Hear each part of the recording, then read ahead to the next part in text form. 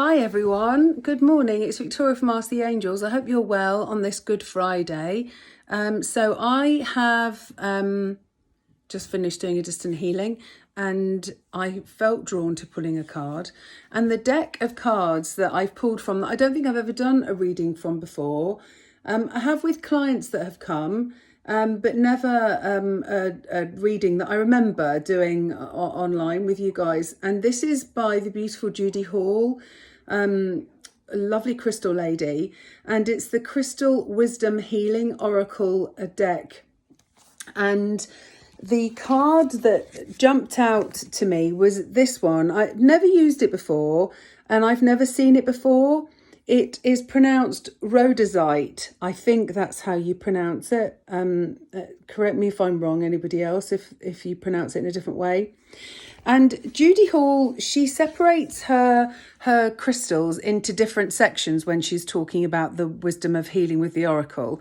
And this crystal is split into the interactive vibration crystals.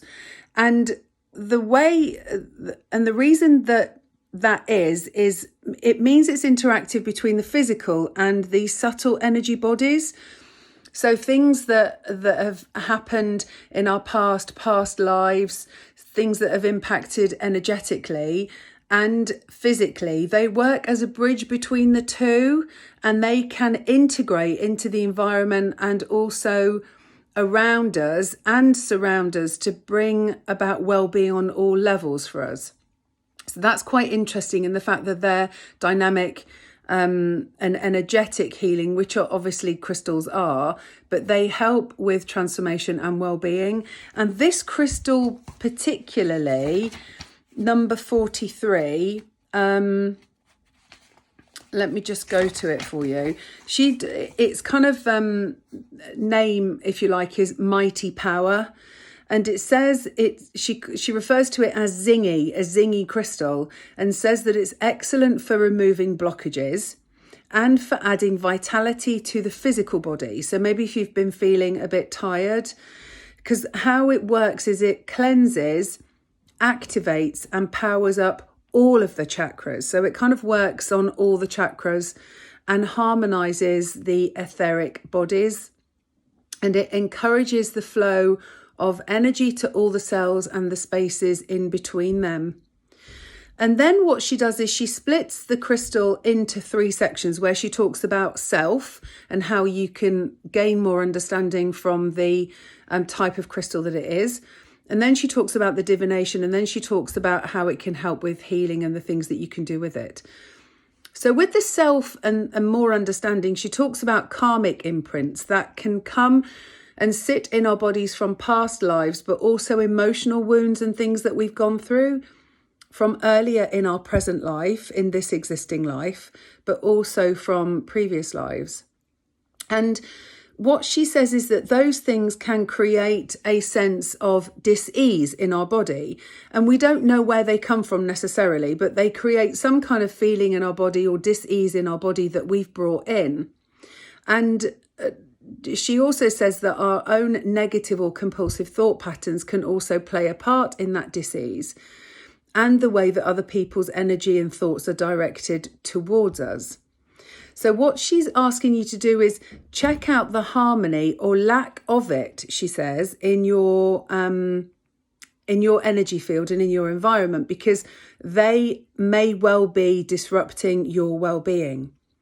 And then it says ground around your workplace and your home with these crystals that can help healing and stabilizing by planting crystals in the earth. So she's asking you to, around your environment, perhaps where if you're feeling a little bit out of sorts or whatever, doesn't have to be this crystal, but generally just to think about maybe planting crystals around the earth, around you where you are.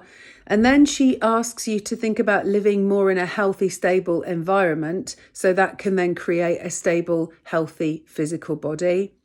So this crystal really helps to work as a bridge between physical and emotional things that have happened, karmic things that have happened.